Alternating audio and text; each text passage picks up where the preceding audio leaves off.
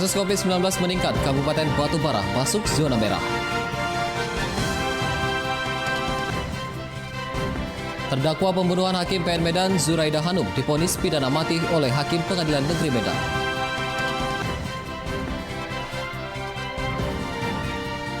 Kebun Binatang Medan uji coba penerapan protokol kesehatan.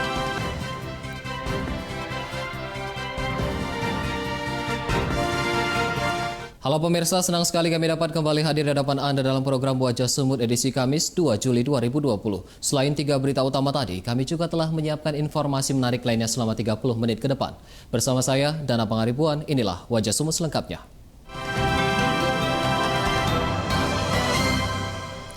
Jumlah kasus positif COVID-19 di Sumatera Utara terus meningkat yang kini mencapai 1.601 kasus, sementara jumlah PDP mencapai 242 pasien dan 1.390 orang dalam pemantauan. Rabu, tanggal 1 Juli 2020. Data tersebut dikonfirmasi gugus tugas percepatan penanganan COVID-19 Sumatera Utara pertanggal 1 Juli 2020 pukul 17 waktu Indonesia Barat. Jumlah kasus positif COVID-19 meningkat 50 kasus menjadi 1.601 kasus positif, sedangkan PDP sebanyak 242 pasien dan 1.390 orang dalam pemantauan.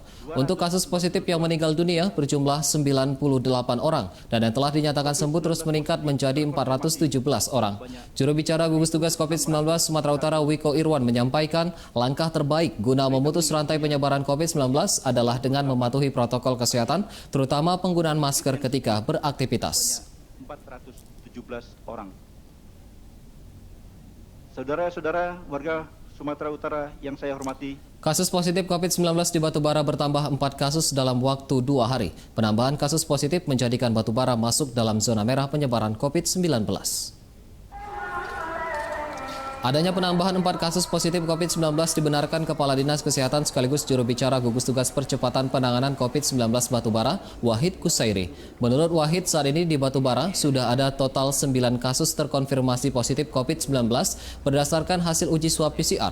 4 kasus terakhir adalah sepasang suami istri dan seorang ibu serta seorang anaknya. Keempatnya merupakan warga Desa Lalang, Kecamatan Medang Deras, Batubara, dan saat ini menjalani isolasi mandiri di rumah mereka masing-masing. Wahid mengatakan telah terjadi transmisi lokal penyebaran COVID-19 di Batubara sebab sudah ditemukan 6 kasus positif COVID-19 yang melibatkan keluarga dekat. Untuk mengantisipasi penularan COVID-19, Dinas Kesehatan Batubara telah melakukan tracing dan rapid test kepada orang-orang yang memiliki kontak erat dengan pasien COVID-19 tersebut. Wahid menghimbau warga agar mewaspadai penyebaran COVID-19 dengan tetap melaksanakan protokol kesehatan COVID-19 seperti tetap menggunakan masker, rajin mencuci tangan, dan menjaga jarak.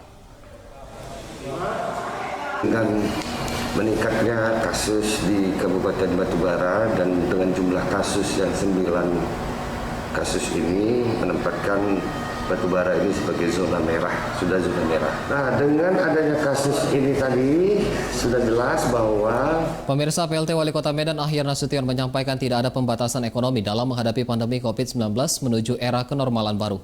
Meski demikian, pemberlakuan protokol kesehatan terus diperketat, khususnya di pasar tradisional. Tidak adanya pembatasan ekonomi menjelang era kenormalan baru di Kota Medan disampaikan PLT Wali Kota Medan Ahyar Nasution saat ditemui di kantor Wali Kota Medan Kamis pagi. Ahyar menyampaikan pihaknya tidak membatasi kegiatan ekonomi, namun memperketat protokol kesehatan dalam menghadapi pandemi COVID-19 sesuai Perwal Pedoman Adaptasi Tatanan Baru yang telah dirampungkan dan diajukan ke Pemprov Su. Dalam Perwal Pedoman Adaptasi Tatanan Baru Kota Medan, diatur soal kewajiban menggunakan masker, menjaga jarak, dan mencuci tangan, serta akan ada sanksi yang diberikan kepada pelanggar berupa sanksi administratif yang masih bersifat persuasif. Untuk saat ini, Pemko Medan masih akan mensosialisasikan pedoman adaptasi tatanan baru, khususnya di pasar tradisional, dengan memasang spanduk pencegahan COVID-19 hingga melibatkan generasi muda seperti mahasiswa dan relawan Palang Merah Indonesia. Ahyar menambahkan pihaknya masih menunggu keputusan akhir Pemprov Su terkait perwal tersebut yang direncanakan diberlakukan bersamaan dengan new normal di Sumatera Utara. Secara prinsip pembatasan ekonomi tidak ada, yang diatur adalah aktivitas manusianya. Aktivitas manusianya itu kita membiasakan dengan kehidupan yang baru, menggunakan masker itu merupakan sudah kebutuhan dan kebiasaan. Kita beralih ke berita lain, puluhan rumah warga rusak dihantam angin puting beliung di 2 kecamatan di Kabupaten Toba pada Rabu sore kemarin. 1 orang warga tewas akibat tertimpa runtuhan bangunan rumah. Beginilah kondisi kerusakan yang terjadi setelah angin puting beliung melanda 2 kecamatan di Kabupaten Toba. Saksi mata mengatakan peristiwa angin puting beliung terjadi sekitar pukul 16.30 waktu Indonesia Barat dan merusak rumah warga serta fasilitas umum lainnya. 4 tiang listrik dilaporkan tumbang setelah diterjang angin puting beliung hingga mengakibatkan aliran listrik padam. Sementara 1 orang warga yang merupakan ibu rumah tangga meninggal dunia setelah tertimpa bangunan atap rumahnya. Kerugian akibat peristiwa ini belum bisa diperhitungkan karena pihak pemerintah Kabupaten Toba masih melakukan pendataan.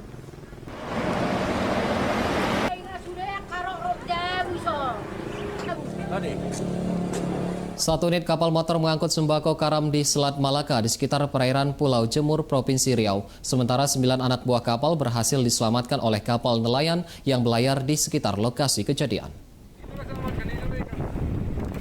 Beginilah detik-detik tenggelamnya 1 unit kapal motor Camar yang mengangkut sembako menuju Malaysia.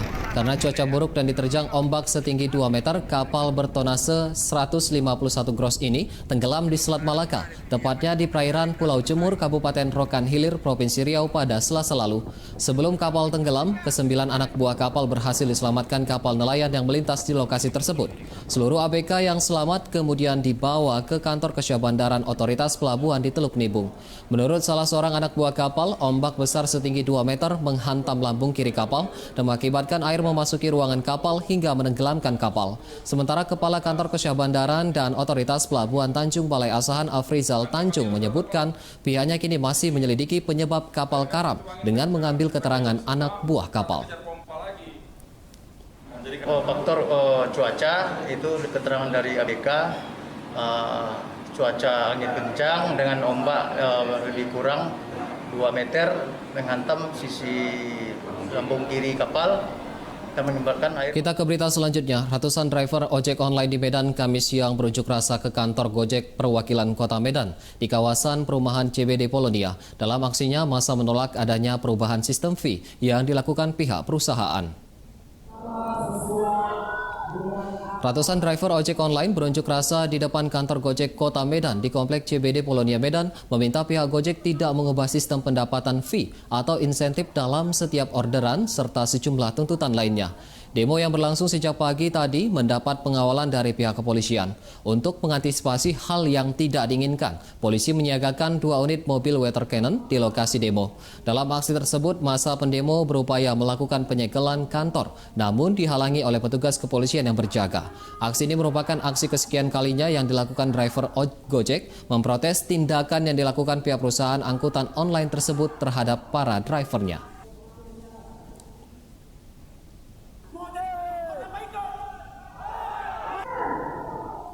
Pemirsa, sejenak akan hadir informasi mengenai terdakwa pembunuhan Hakim PN Medan Zuraida Hanum divonis pidana mati oleh Hakim Pengadilan Negeri Medan. Tetaplah bersama kami.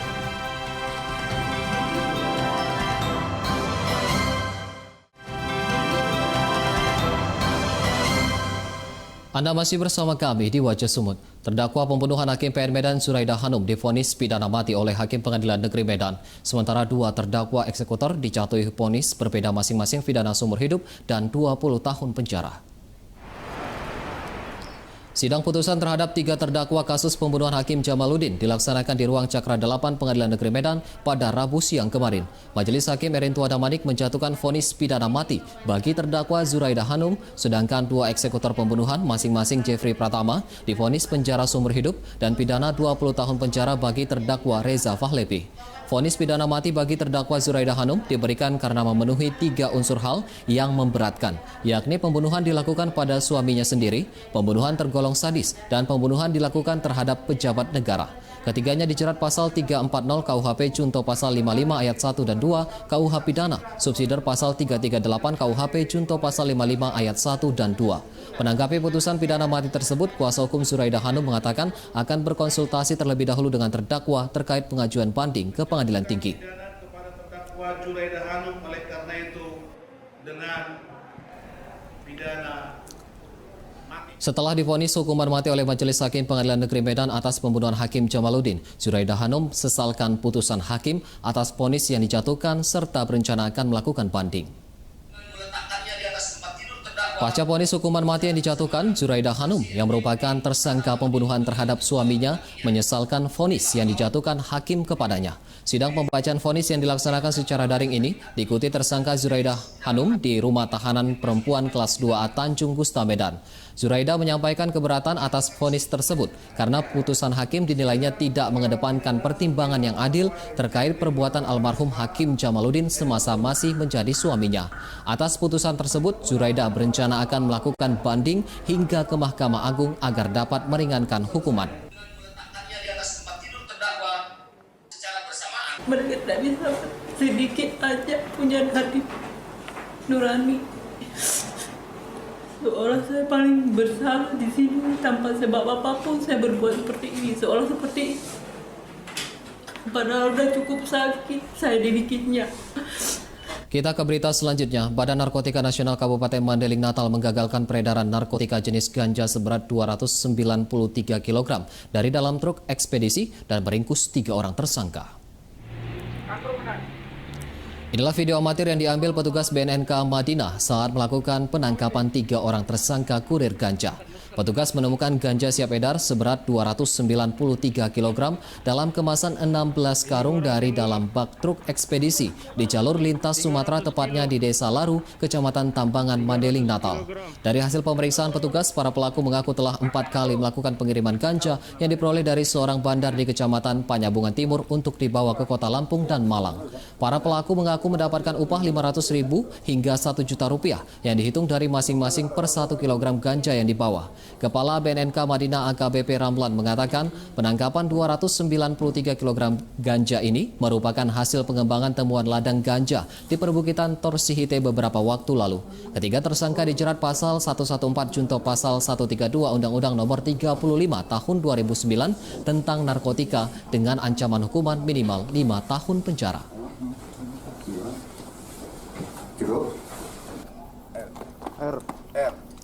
Polres Labuan Batu bersama Kejari dan PN Labuan Batu memusnahkan barang bukti narkoba hasil pengungkapan kasus pada periode Februari hingga Juni 2020. Barang bukti tersebut disita dari 11 tersangka pengedar dan pengguna narkoba. Pemusnahan barang bukti narkoba dilaksanakan di halaman Mapolres Labuan Batu, dihadiri pihak Kejari dan PN Labuan Batu. Sebanyak 495,53 gram sabu-sabu dan 929 butir pil ekstasi dimusnahkan dengan cara di blender, sementara ganja seberat 14 kg dimusnahkan dengan cara dibakar. Barang bukti yang dimusnahkan merupakan hasil sitaan dari pengungkapan 9 kasus dengan 11 tersangka pengedar dan pengguna narkoba. Dalam pemusnahan tersebut, ke-11 tersangka turut dihadirkan pihak kepolisian. oleh Polres Labuan Batu. Sementara di Pematang Siantar, pemusnahan barang bukti tindak pidana narkotika dilakukan pihak Polres dari hasil pengungkapan kasus narkotika pada bulan Juni lalu. Barang bukti narkotika yang dimusnahkan diantaranya setengah kilogram sabu-sabu, 7 kg ganja, dan 5 butir pil ekstasi. Pemusnahan barang bukti narkotika dilaksanakan di Mapolres Pematang Siantar bertepatan dengan peringatan HUT Bayangkara ke-74 tahun. Sebelum dimusnahkan barang bukti narkoba, diperiksa terlebih dahulu untuk memastikan keaslian barang tersebut.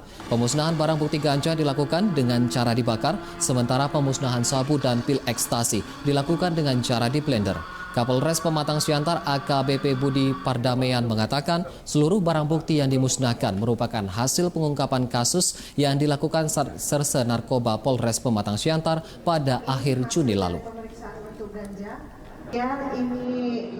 Tujuan dari kejaksaan melakukan pemusnahan barang bukti, dan kebetulan hari ini kita lakukan kegiatan pemusnahan sekaligus kita rangkaikan dalam kegiatan ulang tahun. Pemirsa, pasca kericuan soal transparansi penyaluran BLT di Mandailing, Natal, Kapolda Sumatera Utara Irjen Pol Martuani Sormin menyampaikan bahwa pembagian BLT yang dilakukan Kepala Desa Mompang Julu sudah benar dan merata.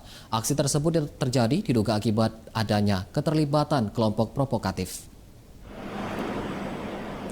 Hal tersebut disampaikan Kapolda Sumatera Utara Irjen Pol Martuani Sormin usai mengikuti upacara virtual di Mapolda Sumut pada Rabu kemarin.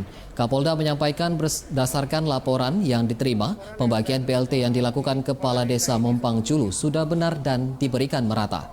Aksi tersebut terjadi diduga adanya keterlibatan kelompok provokatif untuk memancing emosi warga. Dari kasus tersebut, pihak kepolisian belum menemukan adanya pelanggaran yang dilakukan Kepala Desa Mompang Julu secara hukum. Meski demikian, pihaknya masih melakukan penyelidikan untuk mencari dalang penyebab kericuhan.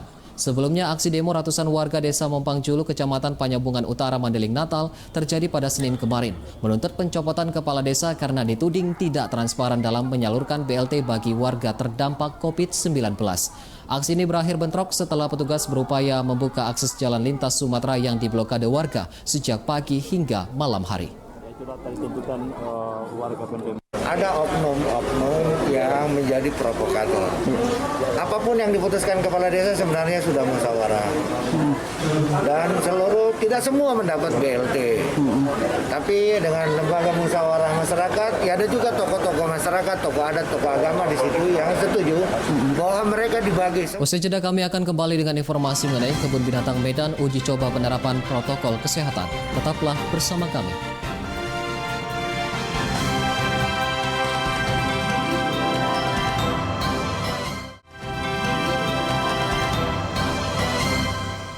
Kembali lagi di Wajah Sumut. Jelang dibuka secara resmi pada 5 Juli nanti, Kebun Binatang Medan mulai melakukan persiapan dengan menggratiskan pengunjung masuk sekaligus melakukan uji coba operasional dengan menerapkan protokol kesehatan. Berbagai persiapan dilakukan pihak Medan Zoo seperti menyediakan tempat cuci tangan, hand sanitizer, pengecekan suhu tubuh hingga pembatasan pengunjung. Selama 4 hari ke depan, pihak Medan Zoo menggratiskan tiket masuk kepada para pengunjung kebun binatang. Langkah ini dilakukan sebagai persiapan menuju penerapan kehidupan kenormalan baru, khususnya di Kota Medan. Direktur Utama Perusahaan Daerah Pembangunan Kota Medan, Putrama Al-Khairi, mengatakan kepada para pengunjung kebun binatang Medan diwajibkan menggunakan masker dan melakukan social distancing serta mematuhi protokol kesehatan lainnya. Selain itu, pihak Medan Zoo juga akan membatasi jumlah pengunjung yang masuk. Dari sebelumnya mampu menampung 5.000 pengunjung, kini dibatasi hanya 2.000 pengunjung. Kebun binatang Medan Zoo sebelumnya ditutup sejak 23 Maret lalu oleh pemerintah Kota Medan sebagai upaya mengantisipasi penyebaran COVID-19 di Kota Medan.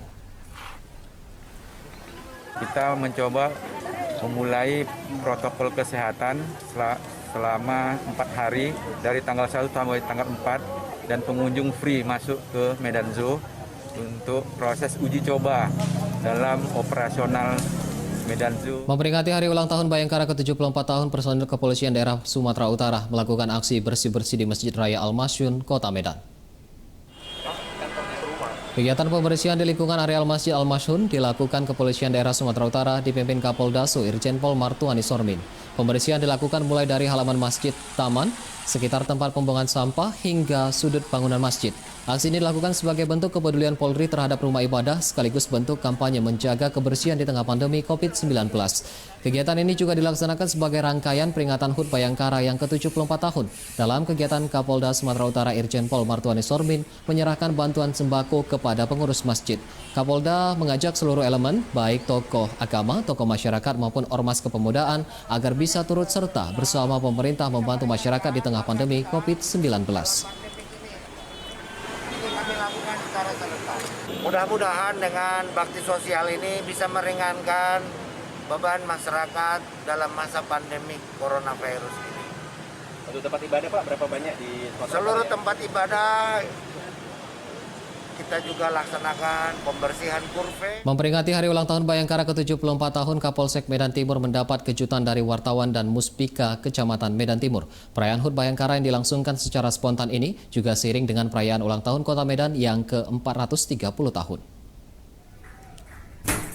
Lagu selamat ulang tahun mengiringi aksi jurnalis Kota Medan saat memberikan kejutan kepada Kapolsek Medan Timur di hari peringatan HUT Bayangkara ke-74 tahun.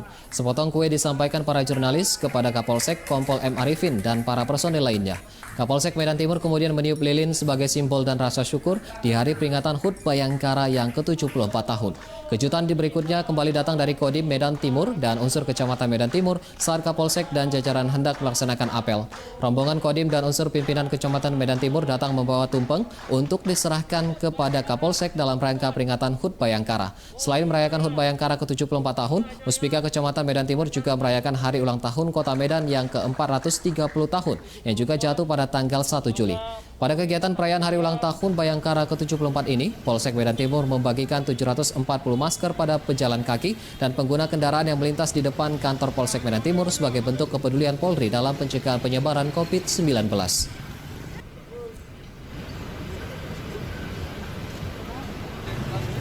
Peringatan hari ulang tahun ke-103 tahun Kota Tebing Tinggi dirayakan secara sederhana tanpa adanya acara kemeriahan karena pandemi COVID-19 yang belum usai. Kegiatan diikuti para pejabat organisasi perangkat daerah dan unsur forum komunikasi pimpinan daerah yang dipimpin Wali Kota Tebing Tinggi Umar Zunaidi Hasibuan. Informasi tersebut sekaligus menjadi penutup Wajah Sumut edisi hari ini. Saya dan Abang Ribuan beserta kru yang bertugas mengucapkan terima kasih atas perhatian Anda. Selamat siang dan sampai jumpa.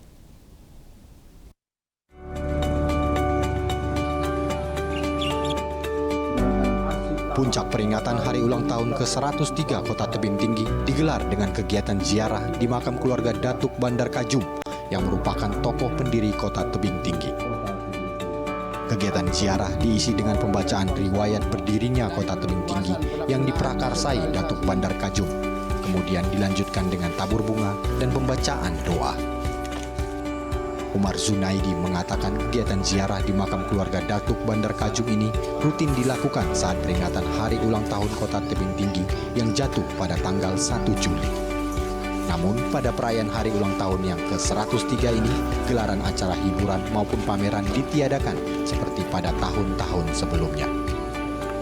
Menurut Wali Kota, peringatan hari ulang tahun pada masa pandemi COVID-19 ini menitik beratkan pada kegiatan sosial.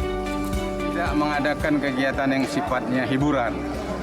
Kita pada kali ini sifatnya jauh lebih kepada satu penuh dengan acara kehikmatan dan berdoa kepada Allah melalui kelurahan-kelurahan yang ada, sekaligus memberikan edukasi bahwa kita harus tetap mengikuti protokol kesehatan, tidak menganggap kepada masalah COVID ini seperti sudah berakhir. Itu yang kita lakukan.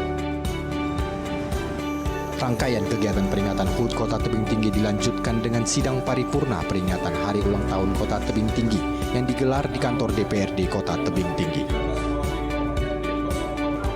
Perayaan peringatan Hari Ulang Tahun ke-103 Kota Tebing Tinggi diakhiri dengan pelepasan balon berhadiah ke udara serta pemotongan tumpeng. Dari Tebing Tinggi, Catur Haryono, Metro TV.